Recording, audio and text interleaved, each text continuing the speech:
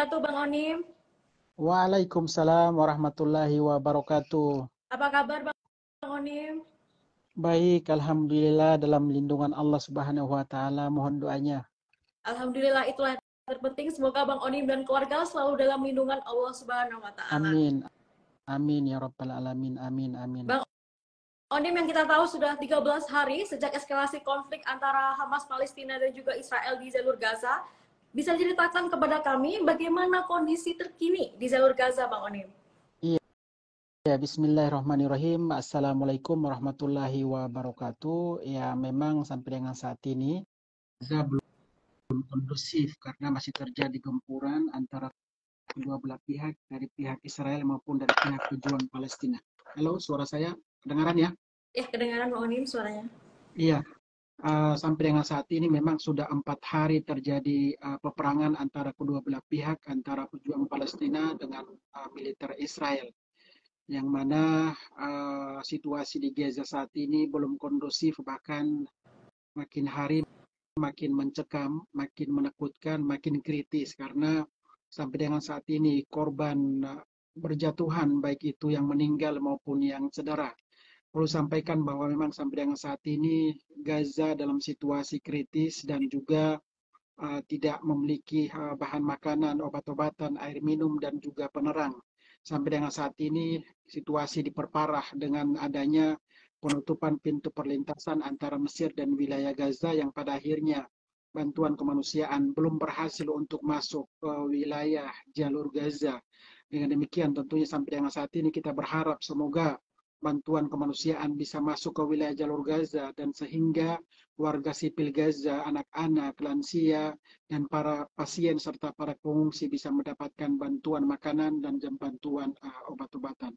Dari tadi malam sampai pagi ini pun masih terjadi gempuran ke seluruh wilayah jalur Gaza, di Gaza bagian utara, Gaza City, Gaza Tengah, dan juga di Gaza bagian selatan. Oke, Bang Onim. Bang Onim tadi mention bahwa belum adanya bantuan yang terima. Bagaimana Bang Onim dan juga warga di jalur Gaza bisa bertahan, Bang Onim? Dan makannya berapa kali sehari, Bang Onim? Iya, memang kalau kita berbicara tentang kebutuhan sehari-hari itu tidak usah jauh-jauh kita berbicara tentang warga sipil Gaza, warga negara Indonesia saja. Saya dan anak istri pun memang sudah berapa hari stok bahan makanan sudah habis. Bagaimana jika warga sipil Gaza, kaum duafa, dan anak yatim, mereka tentunya sudah berhari-hari tidak mendapatkan makanan dan juga air minum. Mereka hidup dengan seadanya, yaitu roti mungkin yang sudah mereka beli sejak 10 hari lalu.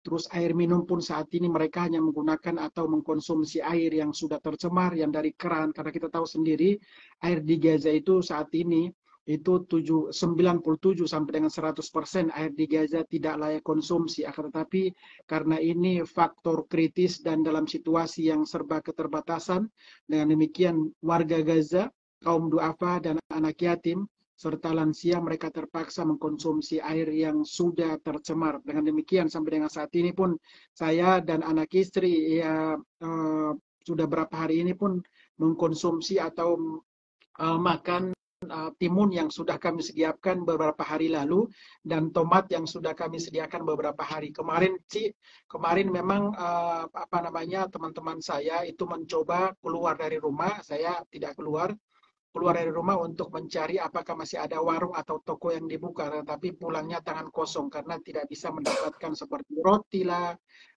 telur lah, itu karena sebagian besar dari warung dan toko di sini sudah diratakan oleh pihak penjajah.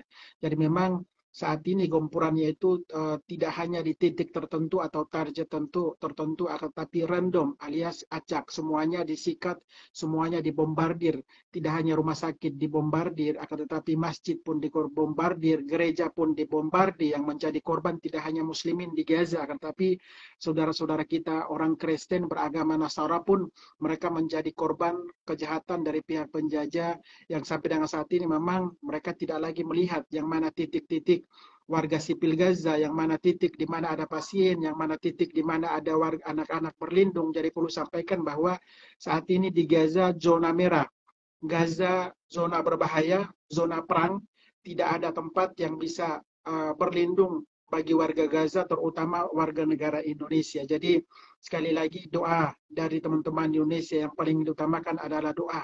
Kita memberikan doa bagi saudara-saudara kita di Gaza, semoga diberikan perlindungan dan diberikan ketabahan dan kekuatan oleh Allah Subhanahu wa taala. Oke, Bang Onim, dari cerita Bang Onim tadi, sebenarnya bagaimana pola serangan Israel ke jalur Gaza? Apakah siang, ataukah malam, ataukah tidak mengenal pola, Bang Onim? Ya, tidak dijadwalkan, tidak terjadwal dan titiknya tidak ditentukan, akan tetapi 24 jam itu terjadi gempuran dan itu pun kita tidak mengetahui sama sekali. Saat ini saya live pun tentunya kita tawakal ya, kita tawakal kepada Allah Subhanahu wa taala karena apapun yang terjadi itu sudah takdir dari Allah Subhanahu wa taala. Jadi memang tidak ada jadwal untuk penggempuran atau penyerangan yang dilakukan oleh pihak penjajah. Dalam 24 jam sesuka mereka melakukan pengoboman di wilayah yang sesuai dengan mereka inginkan, karena kan mereka menggunakan pesawat jet F-16 dan juga pesawat drone atau pesawat tanpa awak, dan demikian tidak ada tempat berlindung yang mereka sikat itu ya gedung-gedung yang tempat tinggal dari warga Gaza atau rumah dari warga Gaza, yang pada akhirnya korbannya itu sampai dengan saat ini 4.000 warga Gaza meninggal dunia dan lebih dari 12.000 itu cedera. Yang meninggal dunia, 1.000 diantaranya adalah anak-anak. Dan juga lebih dari 70% itu adalah wanita, lansia, dan juga warga sipil. Dan ini yang sangat disayangkan. Kenapa jika terjadi peperangan yang dijadikan target itu adalah warga sipil, rumah sakit, tempat ibadah, masjid dan gereja, wanita dan anak-anak yang dijadikan target. Ini sudah di luar dari aturan atau juga ini sudah menjadi kejahatan perang yang dilakukan oleh pihak penjajah. Dan sangat disayangkan memang sampai dengan saat ini belum ada satupun negara-negara yang mencoba atau belum berhasil untuk menekan, memberhentikan pihak penjajah untuk memberhentikan atau mengurangi serangan ke wilayah jalur Gaza. Karena saat ini kan kita berpikir bagaimana warga sipil, anak-anak, wanita bisa mendapatkan makan dan minum untuk bertahan hidup. Jadi ada dua pilihan bagi warga Gaza. Meninggal karena diterpah rudal atau meninggal karena mati kelaparan. Dengan demikian teman-teman di Indonesia, dukungan dari Indonesia pun dinantikan oleh saudara-saudara kita yang ada di Gaza. Oke, Bang Onim, melihat tidak adanya bantuan dan juga kerusakan rumah sakit pun bahkan kena roket ya Bang Onim. Bagaimana penanganan korban tewas maupun luka-luka di sana Bang Onim? Ya, perlu sampaikan bahwa Kementerian Kesehatan di Gaza sudah menginstruksikan dan sudah mengeluarkan statement bahwa mereka sangat kewalahan untuk menangani para pasien dengan begitu banyaknya puluhan ribu, ratusan ribu pasien yang pada akhirnya, puluhan ribu pasien yang pada akhirnya para pasien saat ini khususnya di Rumah Sakit Ashifa dan Rumah Sakit Indonesia. Di Rumah Sakit Ashifa beberapa hari lalu saya ke Rumah Sakit Ashifa melihat langsung bagaimana situasi di sana. Itu para pasien tergeletak di halaman Rumah Sakit Ashifa di Gaza City. Dan saking banyaknya korban atau jenazah yang meninggal dunia, itu kamar jenazah itu tidak lagi bisa menampung para jenazah, yang pada akhirnya jenazah tersebut pun digeletakkan atau tergeletak di pelataran Rumah Sakit Ashifa. Jadi pada saat terjadi peperangan itu silih berganti, ratusan ribuan para pasien dievakuasi ke Rumah Sakit Ashifa itu tidak bisa langsung ditangani. Coba kita bayangkan bagaimana tangannya putus, kepalanya pecah akibat terkena serpihan, kakinya putus akibat terkena serpihan. Itu mereka tidak langsung ditangani, akan tetapi tergeletak di lantai rumah sakit. Di lantai rumah sakit karena tim medis pun terbatas, yang pertama. Yang kedua, obat-obatan pun krisis, tidak ada obat-obatan. Yang ketiga, alat kesehatan atau alat medis tidak bisa dioperasikan karena krisis listrik, penerang. Jadi pada saat mereka dalam gelap gulita, ketakutan, anak-anak berteriak, tidak ada makanan, tidak ada minum, mereka dibombardir habis-habisan. Dan ini pertama kali kejadian tragis, kejahatan yang pertama kali saya lihat yaitu di Gaza. Karena saya belasan tahun di jalur Gaza itu melihat terjadi peperangan, kita masih bisa beraktivitas, evakuasi masih bisa. Akan tetapi untuk tahun ini, untuk bulan Oktober 2023, ini adalah sebuah peperangan yang memang di luar di luar dari aturan yang ditetapkan oleh PBB atau dunia internasional, yang mana dilarang untuk menjadikan target tempat ibadah, dilarang untuk warga sipil dijadikan target atau dijadikan target penembakan rudal atau bom, lansia serta wanita itu dilarang. Tapi di jalur Gaza tidak berlaku yang namanya aturan, dan sangat disayangkan itu PBB internasional itu sampai dengan saat ini luar biasa tidak berhasil untuk menekan pihak penjajah sehingga bisa memberhentikan serangan ke wilayah jalur Gaza yang mengakibatkan ribuan warga Gaza meninggal dunia dan belasan ribu yang mengalami cedera. Oke Bang Onim, dilihat dari skala kerusakannya kira-kira seberapa besar kerusakan yang terjadi di jalur Gaza Bang Onim? Gaza kota mati. Gaza seperti tidak berpenghuni karena gedung-gedung itu dihancurkan dan kiri kanan di jalan raya pun tertutup oleh gedung-gedung, asap, dan juga sebagian besar dari warga Gaza pun masih tertimbun di bawah reruntuhan. Ada yang sudah meninggal dunia berhari-hari, ada yang mereka tidak bisa karena terperangkap di dalam reruntuhan akhirnya tidak bisa dievakuasi. Yang para tim medis ini tugasnya harus mengevakuasi pun dijadikan target rudal dari pihak penjajah. Jadi sampai dengan saat ini puluhan mobil ambulans hancur milik Kementerian Kesehatan dan Bulan Sabit Merah Palestina, dan puluhan tim medis dari Kementerian Kesehatan dan Bulan Sabit Merah Palestina meninggal dunia. Ini yang memang sangat memprihatinkan. Jadi perlu sampaikan bahwa saat ini Gaza kota mati, dan sebagian besar dari warga Gaza itu mereka mengungsi ke sekolah-sekolah, mereka mengungsi ke rumah sakit untuk berlindung, mereka mengungsi ke fasilitas umum milik pemerintah, itu pun tidak aman. Jadi perlu sampaikan bahwa saat ini di Gaza tidak ada tempat yang aman untuk berlindungnya warga sipil atau warga negara Indonesia. Dengan demikian tentunya pada kesempatan ini saya sebagai warga negara Indonesia dan aktivis kemanusiaan Indonesia menghimbau kepada pemerintah Indonesia, kepada lembaga internasional untuk bisa menekan, menghimbau, mengultimatum kepada pihak penjajah agar supaya bisa memberhentikan serangan brutal ke wilayah jalur Gaza yang mengakibatkan tewasnya lebih dari 4.000 warga Gaza, 1.000 dari antaranya adalah anak-anak. Oke Bang Onim, apakah ada bantuan dari pemerintah Palestina sendiri ataupun Hamas Bang Onim yang sudah tersalurkan? Ya, sampai dengan saat ini memang alhamdulillah kami dari NPC itu kenapa bisa mendistribusikan bantuan bahan makanan, air minum, dan obat-obatan, itu kami bernegosiasi dengan para importir yang ada di Gaza yang gudang mereka atau perkantoran mereka tidak dibom oleh pihak Israel. Nah, kami bernegosiasi dengan para pedagang yang ada di Gaza, sehingga kami bisa mendapatkan sembako, gandum, obat-obatan, air minum, sehingga kita berhasil mendistribusikan bantuan air minum sejumlah 2 juta liter air minum yang akan kita distribusikan selama beberapa hari ke depan. Dan kemarin pun kita berhasil mendistribusikan bahan makanan untuk para pengungsi di sekolah-sekolah di Gaza bagian utara dan juga di Gaza City. Dan insya Allah mohon doanya hari ini kita akan kembali mendistribusikan obat-obatan untuk Kementerian Kesehatan di Rumah Sakit Ashifa dan juga di Rumah Sakit Indonesia, serta bahan makanan, sembako, tepung gandum, dan juga air minum. Nah, yang paling dibutuhkan saat ini di Gaza, urgent, emergensinya adalah bahan makanan siap santap, karena kan mereka rumahnya sudah hancur. Yang kedua, air minum, karena air tidak ada saat ini. Yang ketiga, itu gandum, sembako, dan yang paling penting juga adalah bantuan obat-obatan. Dengan demikian, teman-teman di Indonesia, lembaga filantropi, yayasan yang selama ini peduli terhadap Palestina, mohon dengan hormat agar supaya bisa berkoordinasi dengan lembaga yang mereka bekerja sama, lembaga lokal yang mitra kalian bisa calling ke mereka, tolong eksekusi program transfernya nanti saja. Karena kita menunggu jika transfernya nanti, saudara-saudara kita akan sudah meninggal dunia. Jadi teman-teman, lembaga filantropi Indonesia silakan calling ke mitra lembaga lokal yang ada di Gaza yang kalian bekerja sama, calling ke mereka untuk bisa memudahkan mereka dalam rangka mengeksekusi program-program bantuan dari Indonesia untuk saudara-saudara mereka yang ada di Gaza. Jadi lembaga lokal yang ada di Gaza, mereka bisa berkoordinasi dengan para pedagang di Gaza, pabrik air minum di Gaza, untuk bisa dieksekusi duluan bantuannya. dieksekusi duluan bantuannya, transfer nanti saja teman-teman. Karena saat ini di Gaza mereka membutuhkan bahan makanan teman-teman.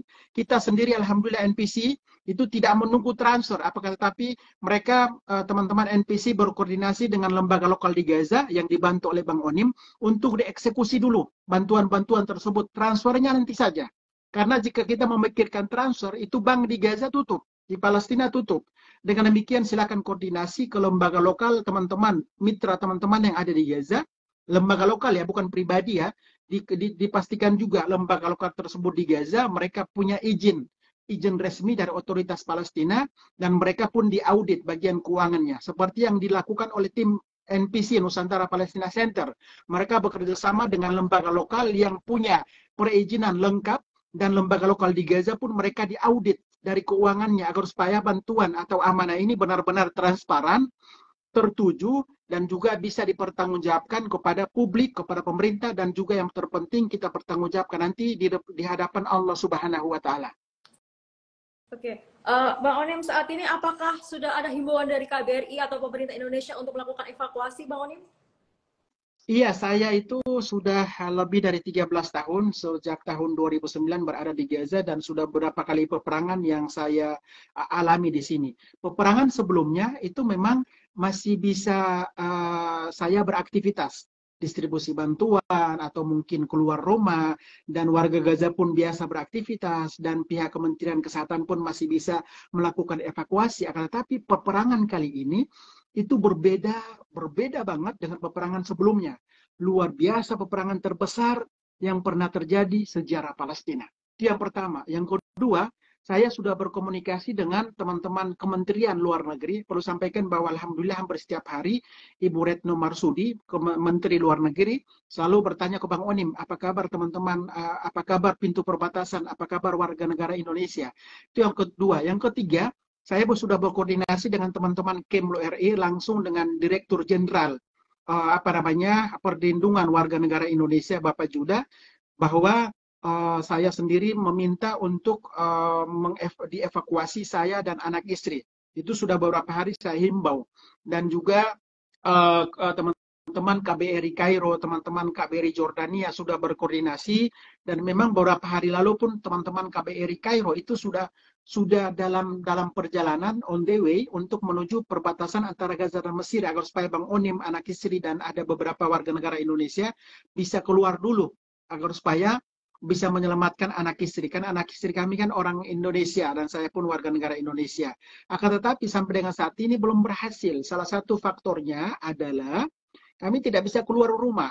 Jadi bombardir, kami tidak bisa keluar rumah. Yang pertama. Yang kedua, kendala belum bisa dievakuasi karena pintu perlintasan Gaza dan Mesir itu sudah dibom oleh pihak penjajah. Dengan demikian akses ke sananya sudah ditutup. Yang ketiga, memang situasi saat ini yang belum berhasil kami bisa keluar untuk menyelamatkan anak istri bisa keluar dari Gaza, itu karena situasi kondisi saat ini yang belum memungkinkan seperti itu.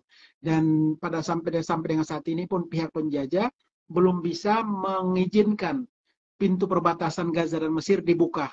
Dan bantuan kemanusiaan untuk Gaza belum diizinkan, dilarang keras oleh pihak penjajah agar supaya bantuan tersebut bisa diterima oleh anak-anak, wanita. Dan memang ini sangat memprihatinkan ya, kalau dalam peperangan seperti ini, itu yang kita kedepankan harusnya adalah kemanusiaan. Di Gaza saat ini tidak ada yang namanya rasa kemanusiaan. Di Gaza saat ini tidak ada yang namanya peduli kemanusiaan. Gaza saat ini krisis kemanusiaan. Iya, Gaza krisis kemanusiaan. Dengan demikian teman-teman, mohon dihimbau bagi teman-teman para pejabat atau punya jabatan yang tinggi, ayo kita menghimbau kepada PBB, menghimbau kepada Amerika Serikat untuk menekan pihak Israel agar supaya dihentikan peperangan dan kebrutalan, serangan brutal, bombardir, gempuran ke wilayah jalur Gaza. Yang menjadi korban teman-teman adalah anak-anak teman-teman. Yang menjadi korban itu adalah wanita teman-teman. Yang menjadi korban adalah lansia. Kita tidak melihat bagaimana yang korban itu adalah para militer. Tidak ada sama sekali teman-teman yang sesuai saya lihat. Yang saya saksikan, yang saya lihat sendiri itu dievakuasi itu anak-anak teman-teman. Jadi teman-teman silahkan bisa mengikuti media sosial Bang Onim, itu semuanya jelas di situ. Jadi kita sendiri pun menghimbau ya kepada apa namanya teman-teman yang punya apa namanya pemangku kebijakan di Indonesia. Ayo kita bersatu, kepada teman-teman anggota DPR MPR, para selebritis, para artis, ayo kita bergabung untuk menyuarakan nih yang menjadi korban tidak hanya Muslim, akan tetapi Kristen pun menjadi korban di Gaza. Yang menjadi korban itu tidak hanya masjid yang dihancurkan, tapi gereja pun dihancurkan. Kita bersatu nih. Isu Palestina bukan tanggung jawabnya Muslim saja, akan tetapi isu Palestina adalah isu kemanusiaan. Seluruh agama punya kewajiban untuk memberikan dukungan, teman-teman. Oke, Bang Onim, sebenarnya berapa jumlah penduduk Palestina ataupun warga Palestina yang terjebak di jalur Gaza, Bang Onim? Di jalur Gaza saat ini jumlah jiwanya adalah 2,2 juta. Iya, saat ini 102,2 juta, 2,2 juta itu terpapar perang. Mereka dilanda krisis makanan. 2,2 juta warga Gaza dilanda krisis air minum, dilanda krisis bahan makanan, dan krisis obat-obatan, serta tidak tersedianya penerang dan listrik. Bang Onim mendapatkan penerang karena alhamdulillah ada surya panel. Ada surya panel yang sudah disediakan beberapa tahun yang lalu, yang pada akhirnya alhamdulillah dimudahkan untuk melakukan update kabar terkini.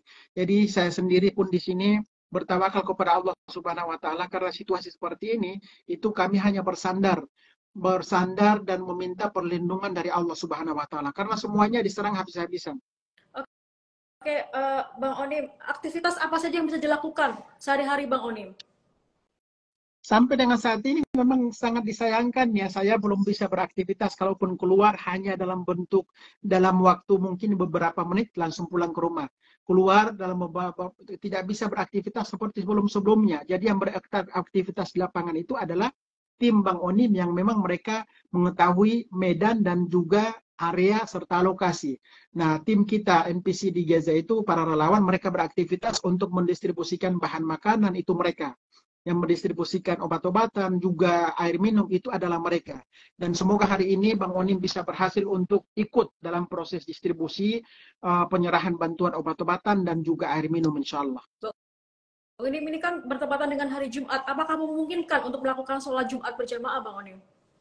Iya, dari Kementerian Agama dan Wakaf di Gaza menghimbau kepada warga Gaza melakukan sholat di rumah, dan tidak dihimbau, karena dalam situasi seperti ini itu bisa dijadikan sasaran rudal juga oleh para jamaah sholat Jumat. Jadi memang sejak awal terjadi peperangan 7 Oktober kemarin sampai dengan saat ini sudah berlangsung selama 14 hari, itu tidak dihimbau untuk tidak melaksanakan sholat Jumat di masjid atau sholat berjamaah di masjid, karena kan dijadikan sasaran juga untuk keselamatan warga yang melakukan sholat atau beribadah.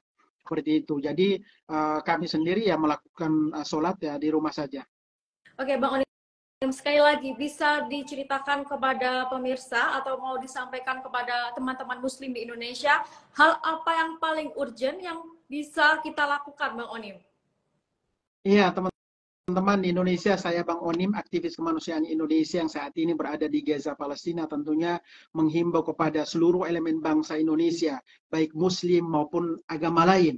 Kita punya tanggung jawab untuk memberikan dukungan bagi saudara-saudara kita di Palestina. Karena yang menjadi korban tidak hanya umat Islam, tetapi orang Kristen di Gaza pun menjadi korban. Itu saya melihat sendiri. Yang dihancurkan tidak hanya gereja, tetapi masjid pun dihancurkan. Itu saya melihat sendiri. Dan saat ini yang dibutuhkan oleh masyarakat Gaza, seluruhnya tentunya 2,2 juta jiwa itu membutuhkan dukungan berupa obat-obatan, bahan makanan, air minum, sembako, gandum, dan juga solar untuk mengaktifkan generator di salah masjid terbesar, rumah sakit terbesar di Gaza, yaitu Rumah Sakit Ashifa di Gaza City, dan juga rumah sakit di Indonesia. Jadi teman-teman, jika ingin memberikan dukungan, silahkan melalui Lembaga Filantropi Nusantara Palestina Center, adanya sudah dipublish oleh Instagram Tawaf TV. Apa yang teman-teman berikan yang paling utamakan adalah doa, karena tentunya doa kita menghimbau kepada Allah Subhanahu wa taala diberikan ketabahan dan kekuatan kepada saudara-saudara kita di Palestina. Kalaupun kita memberikan hadiah atau bantuan donasi, itu sudah menjadi tanggung jawab teman-teman. Dibantu silakan, tidak dibantu pun silakan. Mereka sangat yakin bahwa Allah Subhanahu wa taala bersama mereka, dan yakinlah bahwa perjuangan mereka insya Allah selalu di backup dan didukung oleh Allah Subhanahu wa taala. Akan tetapi jangan lupa ada akhirat dan ada Allah Subhanahu wa taala. Jangan sampai nanti kita di akhirat kelak nanti ditanya oleh Allah Subhanahu wa taala, wahai Bang Onim, wahai para pejabat, wahai para ulama, wahai para selebritis, wahai para artis yang ada di Indonesia, pengusaha yang ada di Indonesia, selama kalian hidup, apa yang sudah kalian lakukan untuk umat terbaikku yang sedang berjuang mempertahankan kiblat pertama Islam dunia, Masjidil Aqsa Mubarak, dan tanah Palestina, tanah yang diwakafkan oleh para anbiya kepada umat Islam di seluruh dunia, termasuk di Indonesia. Itu yang harus ditekankan dan tegas saat ini. Kita bersatu padu untuk memberikan dukungan bagi saudara-saudara kita, warga sipil yang ada di jalur Gaza. Perlu saya tekankan lagi bahwa bantuan, Allahu Akbar, ada bom. Bantuan melalui NPC itu akan diserahkan ke anak-anak, ke warga sipil, ke wanita, ke lansia, dan juga ke para pengungsi. Tidak kita serahkan ke golongan lainnya. Jelas itu adalah misi kemanusiaan. Oke, harapan Bang Onim dalam waktu dekat untuk dari pemerintah Indonesia maupun negara-negara di Timur Tengah maupun PBB seperti apa Bang Onim? Saat ini negara-negara Timur Tengah sudah bergerak untuk memberikan dukungan bantuan, akan tetapi terkendalanya di perbatasan. Dengan demikian, di sini Bang Onim sebagai aktivis kemanusiaan, merah putih, bendera merah putih yang saya bawa di sini, nama Indonesia yang saya angkat di sini, menghimbau kepada pemerintah Indonesia agar supaya tidak hanya mengeluarkan statement, mengecam, mengutuk, tidak berlaku bagi penjajah. Akan tetapi bagaimana caranya langkah nyata kita? Bagaimana caranya kita menekan? Bagaimana caranya kita bersatu untuk bisa menekan pihak Amerika Serikat dan Israel, PBB, agar supaya bisa menghentikan peperangan yang saat ini terjadi, yang disasarankan atau ditargetkan adalah warga sipil, anak-anak, dan juga lansia. Dan tentunya di sini saya juga menghimbau kepada teman-teman di Indonesia, khususnya para lembaga kemanusiaan. Ayo kita bergerak. Sekali lagi kita bergerak untuk memberikan dukungan bagi saudara-saudara kita yang ada di jalur Gaza, Palestina. Oke, terima kasih Bang Onim telah bersama kami membagikan kondisi terkini di jalur Gaza. Semoga Bang Onim dan juga teman-teman relawan di Indonesia di jalur Gaza selalu dalam lindungan Allah Subhanahu wa taala dan juga dalam keadaan sehat walafiat. Dan juga teman-teman di Indonesia bisa menyalurkan bantuan. Ya, kita sudah pin donasi bantuannya di situ, maupun kita juga membutuhkan doa juga sekalian dari teman-teman muslim di Indonesia dan dimanapun Anda berada. Terima kasih Bang Onim sekali lagi. Terima kasih. Assalamualaikum warahmatullahi wabarakatuh. Mohon doanya. Waalaikumsalam warahmatullahi wabarakatuh. Terima kasih pemirsa.